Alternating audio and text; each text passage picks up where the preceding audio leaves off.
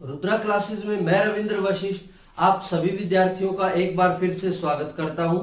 प्रिय विद्यार्थियों, आज हम औपचारिक पत्र की श्रृंखला में एक पत्र का अध्ययन करेंगे और ये पत्र है छात्रवृत्ति के लिए प्रधानाचार्य को पत्र लिखिए। कई पुस्तकों में इस प्रकार के पत्रों में दो पते दिए होते हैं। एक तो ये आपके सामने दिखाई दे रहा है और इससे ऊपर पत्र लिखने वाले का पता भी कई पुस्तकों में लिखा होता है, लेकिन हमें वो पता नहीं लिखना है, क्योंकि जब एक विद्यार्थी अपने ही विद्यालय में अपनी प्रधानाचार्य या प्रधानाचार्य को पत्र लिखता है तो उसे अपने घर का पता लिखने की आवश्यकता नहीं होती। ठीक है, तो इस दृष्टि से हम एक ही पता यहां पर लिखेंगे। आइए शुरू करते हैं। सबसे पहले ऊपर आप लिखेंगे पत्र का विषय। सबसे पहली लाइन में पत्र प्रारूप के लिए सबसे पहला जो सोपान है वो क्या है? सबसे ऊपर की जो पंक्ति है उसमें आप पत्र का विषय लिखेंगे कि पत्र किस लिए लिखा जा रहा है और किसे लिखा जा रहा है। जैसा कि आप देख रहे हैं, छात्रवृत्ति के लिए प्रधानाचार्य को पत्र। ठीक है, उसके बाद आप एक पंक्ति छोड़ सकते हैं और फिर आरंभ में लिखेंगे प्रतिष्ठा में।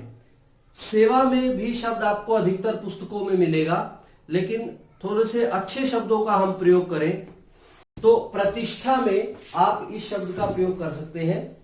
ये आदर सूचक शब्द है, सम्मान देने के लिए प्रयोग किया जाता है प्रतिष्ठा में। फिर पत्र किसे लिख रहे हैं? ऊपर देखिए, प्रधानाचार्य को पत्र लिखना है तो आप लिखेंगे प्रधानाचार्य महोदया।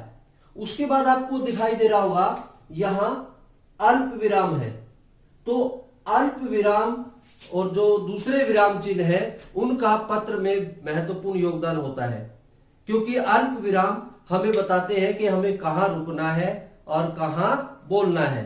ठीक है, तो मौखिक जो प्रक्रिया है उसे समझने में अल्प विराम हमारा सहयोग करते हैं। तो प्रधानाचार्य महोदय के बाद अल्प विराम लगाएंगे। अगली पंक्ति में विद्यालय का नाम, जो भी विद्यालय का नाम है, यहां पर लिखा है सेंट मैरीज स्कूल। विद्यालय के नाम के बाद अल्प विराम लगाएंगे। उसके बाद चौथी पंक्ति में विद्यालय कहां है ये हम लिखेंगे। स्थान के बाद आप पूर्ण विराम लगाएंगे। इस चीज का आपको ध्यान रखना है, प्रतिष्ठा में के बाद अल्प विराम नहीं आएगा। दूसरी पंक्ति में प्रधानाचार्य महोदया या जिसको भी आप पत्र लिख रहे हैं उसके जो डेजिग्नेशन है, उनका जो पद नाम है, उसके पश्चात आप अल्प विराम लगाएंगे। फिर वो कहां से संबंधित है, किस संस्था से संबंधित है या किस विभाग से संबंधित है। ठीक है, तो उस विभाग का या उस संस्था का नाम आप लिख सकते हैं। उसके पश्चात अल्प विराम आएगा। फिर वो संस्था कहां स्थित है उसका नाम लिखकर आगे पूर्ण विराम लगा देंगे। फिर आप यहां देख रहे हैं दिनांक लिखा हुआ है। दिनांक लिखने का जो तरीका है वो आप इस तरह से नहीं लिखेंगे दिनांक, और न ही आप इस तरह से दिनांक लिखेंगे। ये दिनांक लिखने का सही तरीका नहीं है। ठीक है, कई बार ऐसे भी लिख दिया जाता है बीच में बिंदु लगाकर, तो आपको ऐसे भी दिनांक नहीं लिखनी है, क्योंकि यदि हम ऐसे दिनांक लिखते हैं तो पत्र पढ़ने वाला समझ जाता है कि बहुत ही जल्दी में पत्र लिखा गया है। तो और दिनांक जो है वो एक महत्वपूर्ण भाग होता है किसी भी दस्तावेज का, इसलिए हमें दिनांक जो है वो इसी रूप में यहां लिखनी चाहिए। ठीक है, उसके बाद हमने ये जो पता है, ये जो पत्र का पहला भाग है, ये पूरा कर लिया है। तो इस पहले भाग के बाद आपको क्या करना है? एक पंक्ति छोड़ देनी है। यहां पर आपको दिनांक के बाद एक पंक्ति छोड़ देनी है। ठीक है, और फिर आता है विषय। दिनांक लिखने के बाद एक पंक्ति छोड़ने के पश्चात आप विषय लिखेंगे। विषय में श पूरा आता है। अक्सर क्या अशुद्धि होती है, विषय में श आधा लिख देते हैं विद्यार्थी।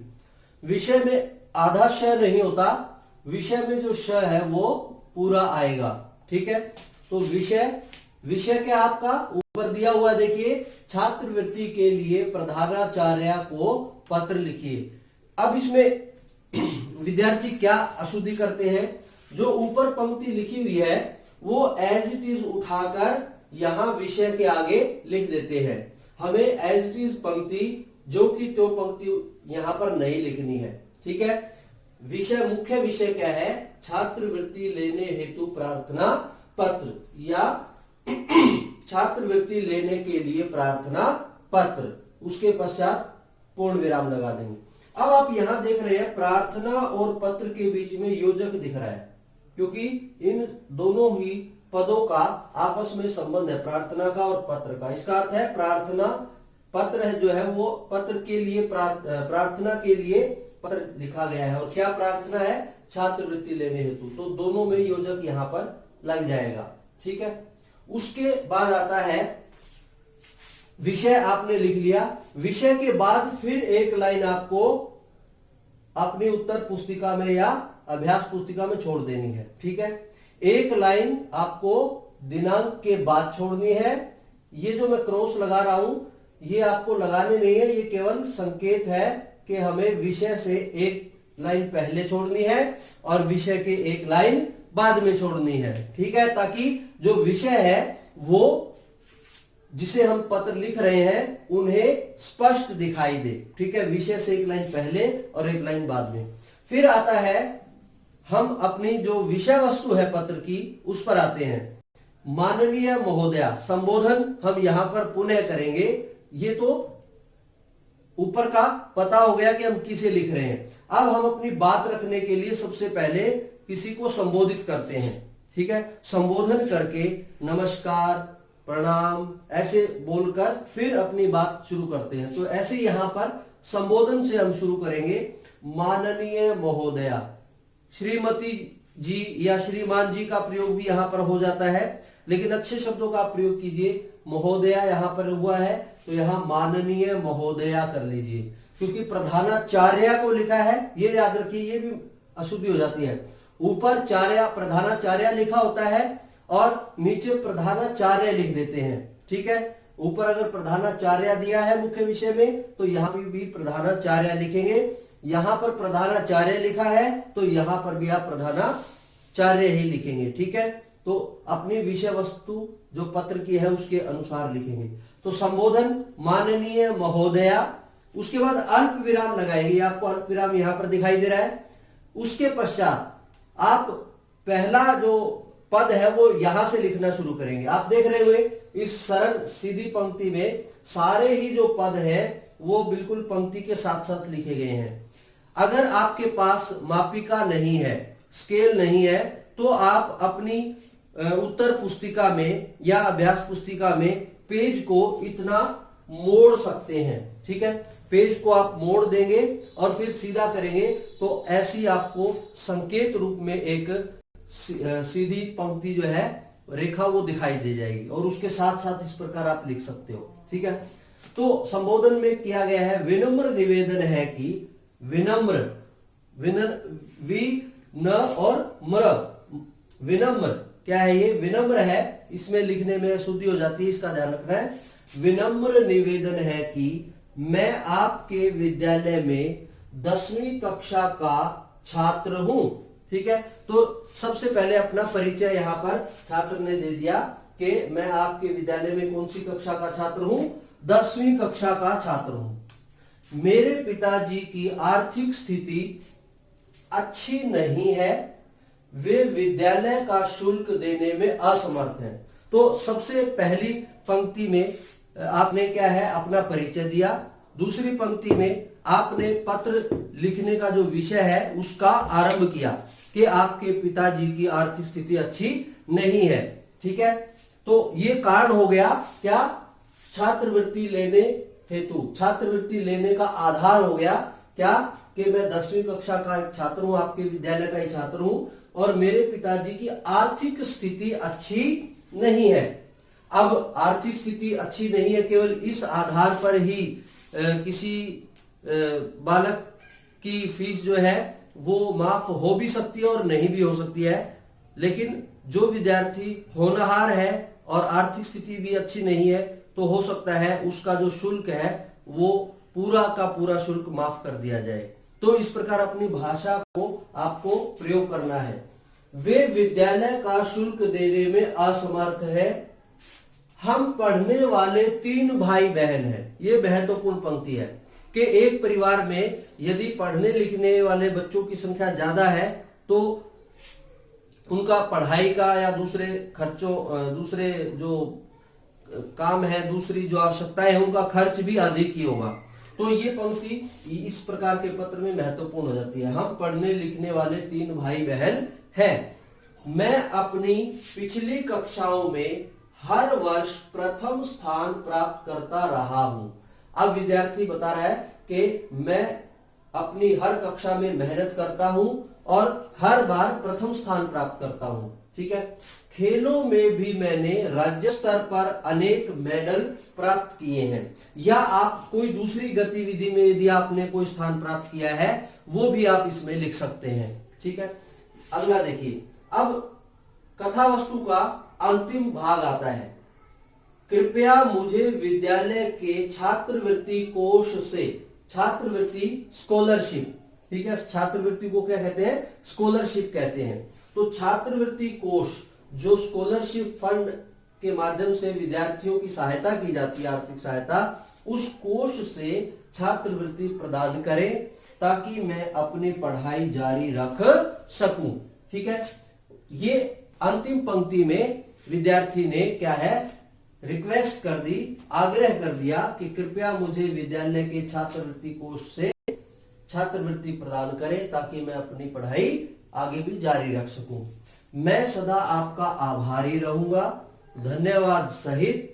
और फिर आ जाएगा विद्यार्थी के भाव प्रधानाचार्य के प्रति, आपका आज्ञाकारी शिष्य।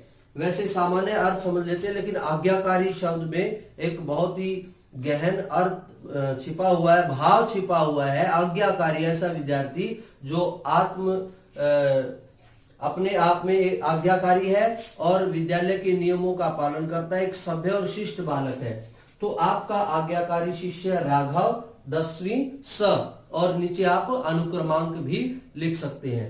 तो इस प्रकार जो कार्यालयी पत्र होते हैं, जो औपचारिक पत्र होते हैं, उनका जो प्रारूप है वो इस प्रकार हम समझ सकते हैं। तो आपको ध्यान रखना है, तो दिनांक सही लिखनी है जो आपको तरीका बताया गया है, और पंक्ति के बिल्कुल साथ लिखना है। आपका जो पत्र है वो बिल्कुल एक बॉक्स की तरह दिखे। आपकी जो ये कथा विषय वस्तु है पत्र की, वो बॉक्स की तरह दिखे, एक सुंदर पत्र आपको दिखे। एक दृष्टि आप डाल लें। हाँ, आपका जो पत्र है वो कुछ ऐसा दिखना चाहिए। अब जो दूसरे कार्यालय पत्र हैं उसमें केवल क्या है, इस एड्रेस को, जिसको हम पत्र लिख रहे हैं, इससे ऊपर एक लाइन छोड़कर हम अपना पता लिख सकते हैं। पिछले पत्र में आपको बताया था कि परीक्षा भवन क ख ग, ठीक है, दिल्ली, और दिनांक, वो जो पता है वो परीक्षा की दृष्टि से आप किसी दूसरे कार्यालय पत्र में सबसे ऊपर लिखेंगे, एक लाइन छोड़कर। फिर दूसरा सेकंड एड्रेस जो है वो आप लिखेंगे जिसे आप पत्र लिख रहे हैं। पहला पता हो गया आपका स्वयं का, परीक्षा भवन क ख ग, या आप स्वयं अपना पता भी लिख सकते हैं, लेकिन परीक्षा की दृष्टिकोण से आप वही पता लिखेंगे, परीक्षा भवन क ख ग, फिर स्थान और फिर दिनांक। वो लिखने के बाद एक लाइन छोड़ देंगे। तत्पश्चात आप किसे पत्र लिख रहे हैं उनको संबोधन करेंगे, जैसे यहां पर किया गया है। जैसे आप स्वास्थ्य अधिकारी को पत्र लिख रहे हैं, अपना पता लिख दिया, एक लाइन छोड़ दी। स्वास्थ्य अधिकारी, प्रतिष्ठा में स्वास्थ्य अधिकारी महोदय यहाँ आ जाएगा, स्वास्थ्य विभाग, फिर स्थान आ जाएगा, उसके बाद दिनांक आ जाएगी, फिर विषय से पहले एक लाइन छोड़ के और एक लाइन बाद में छोड़नी है। यही तरीका जो है दूसरे कार्यालय पत्रों का रहेगा। आशा है आपको पत्र का यह प्रारूप, औपचारिक पत्र का प्रारूप समझ में आ गया होगा। अगले विषय में फिर आपसे मुलाकात होगी, तब तक के लिए धन्यवाद। जय हिंद।